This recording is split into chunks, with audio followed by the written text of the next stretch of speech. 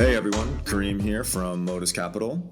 And in this podcast episode, we're going to talk about how to prepare a winning pitch deck. So first, what is a pitch deck? A pitch deck, it's important to know that it's not what is going to get you the money from an investor. It's one very small component of it. A lot of people have this misconception that you have to have everything in your pitch deck. You're going to send it to an investor, and an investor is going to respond by saying, I'm in or I'm out. That's really not the way it works. The purpose of a pitch deck is for you to, first and foremost, articulate your product and the value proposition and the basic information that's going to get an investor excited about your company and about your venture. From there, the pitch deck is supposed to help you get in front of the investor. Now, that may only be a very quick 5 to 10 minute pitch because investors look at a lot of companies, they look at a lot of opportunities and have a really limited amount of time. But it's important to realize that the pitch deck is not the conversation, it's the conversation starter. So with this in mind, don't put too much into your pitch deck. Make sure that it's easy, it's simple. Don't give away all of your cookies. Make sure that you retain some information to be able to relay to the investor when you're going and you're actually presenting to them, but put just enough information so they understand who you are, what it is that you're doing, the problem you're trying to solve, and the opportunity ahead of you. Okay, so how do you actually put your pitch deck together? First thing you want to do is you want to have a cover slide. In that cover slide, I'd recommend putting a brief about your team. And when I say a brief, I don't mean where you went to school and all of that jazz, but how you guys came together as a team to be able to come up with the idea and to be able to solve this problem. Background on your experience, and make sure you make it very humanistic. Make sure that the investors understand who you are and how you guys came together in a very organic way. The same way that you would be telling a friend, oh, my friend Mohammed, we met through here, we started working on X, and here we are today. Second thing is you want to talk about the problem that you're going to solve. Identify some of the main pain points, whether it's for a consumer or for a business. After that, discuss the market. What's the opportunity for this business to be viable in the market, and how many people and or businesses can you actually capture? What is available for you to bring in that you're going to target as clients, customers, and in turn revenue. Talk about the solution itself, how it is that your product is going to solve these problems. And then from there, discuss the actual product itself, whether it's a SaaS platform, an application, a piece of hardware. Give examples, show screenshots or pictures of the problem, and also try to put in the user journey. If you have an opportunity to show what it's like from a contextual standpoint, this is really going to resonate with investors because they're actually seeing the product, the problem, and the solution in action. From there, you want to include your business model. How is this going to make money? If you don't have it figured out, it's quite all right.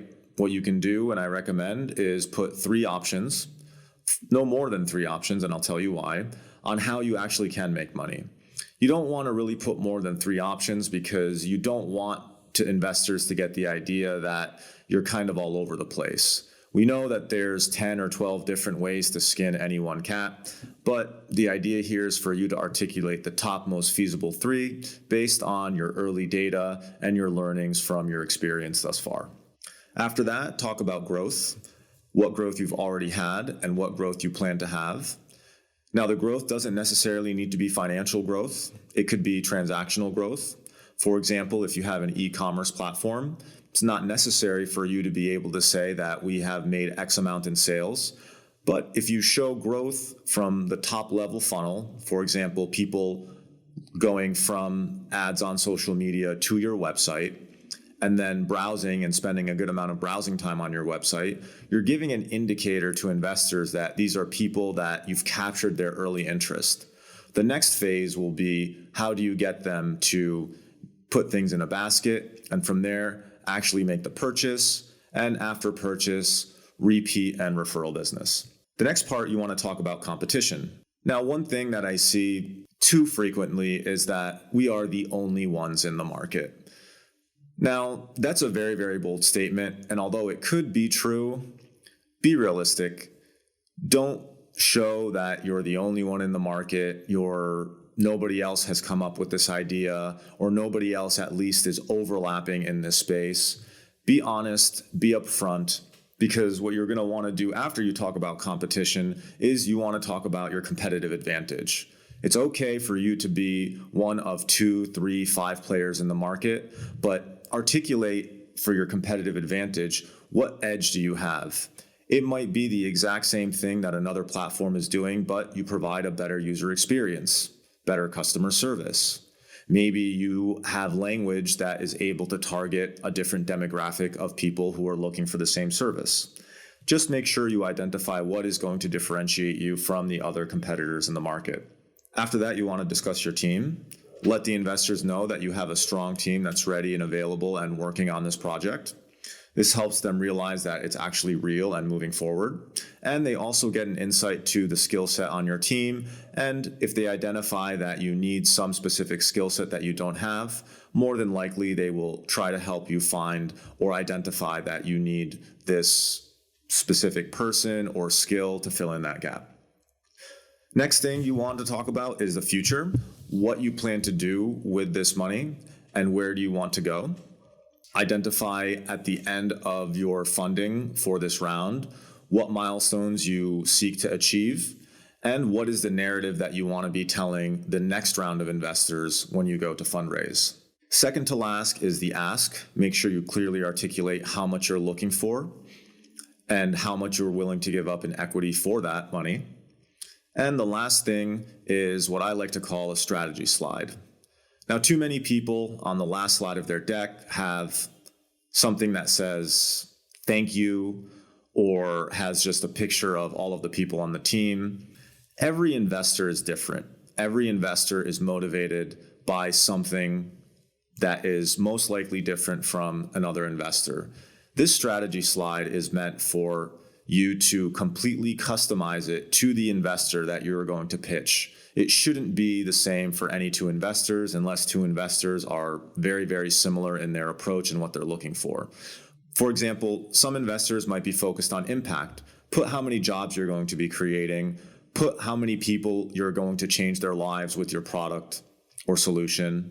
Some might be focused more on financial gains. Articulate that this is a very feasible business and where you guys see your revenue projections coming in 2 to 3 years. So again, this is a slide that as you continue to talk and discuss with investors and answer all of their questions, it's going to be up in the background for the majority of the remainder of the presentation or your discussion with them. So use it wisely. It's going to be something that is going to be, again, in the background. They're going to be staring at it. Make sure you put the most relevant and hot topic information in that slide that is going to speak to that investor. Well, that's it for this episode. I hope you guys found it valuable. If you have any questions or topics that you'd like us to answer on a future podcast, please send your questions to podcast@modus.vc. And don't forget to follow our social media, Facebook, Instagram, and Twitter, Modus Capital, and we will see you on the next episode. Thanks.